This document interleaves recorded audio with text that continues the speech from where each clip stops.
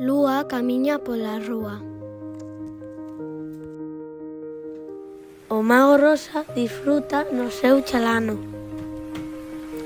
Aínda que estando triste porque o seu sombreiro non fai maxia no mar. Aquí ten que esforzarse para roubar toda a natureza que hai. Lúa chega feliz a un parque que está preto do mar. Pero detense. Alguén a observa dende un chalano. Refléxanse as sombras dos avións que non indican algo bo. O columpio móvese só. Pero observa que no chalano están pescando. Aínda así, Lúa non está tranquila.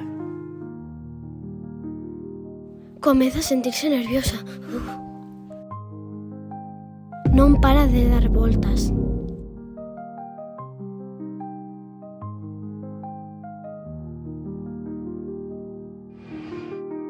Alguén que quere acabar coa natureza trama algo. O mago rosa dá unha volta deste parque, non me gusta ningunha cousa.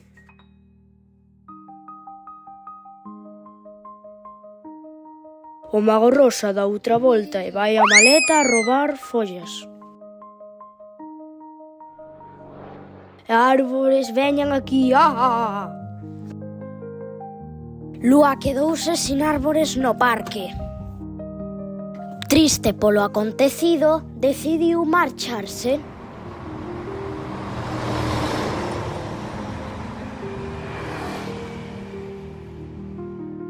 O campo verde da súa casa.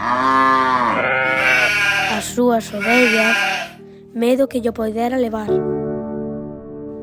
E así o mago vaise coa súa maleta pola cidade, Roubando zonas verdes e facendo maxia para edificar. Guapo! Guapo, máis cemento! Lúa suplicaba axuda. O mago continuaba deixando baleiras tantas zonas verde. Disculpa. Cando facemos mal, non sempre está todo controlado. Ai, vou! Bretema apoderase do sombreiro máxico. E o mago triste percorre a cidade en busca del.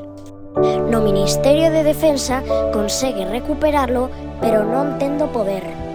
Non tendo maxia. Por fin entendeu que a vida é máxica se non roubamos, porque a maxia está na bondade.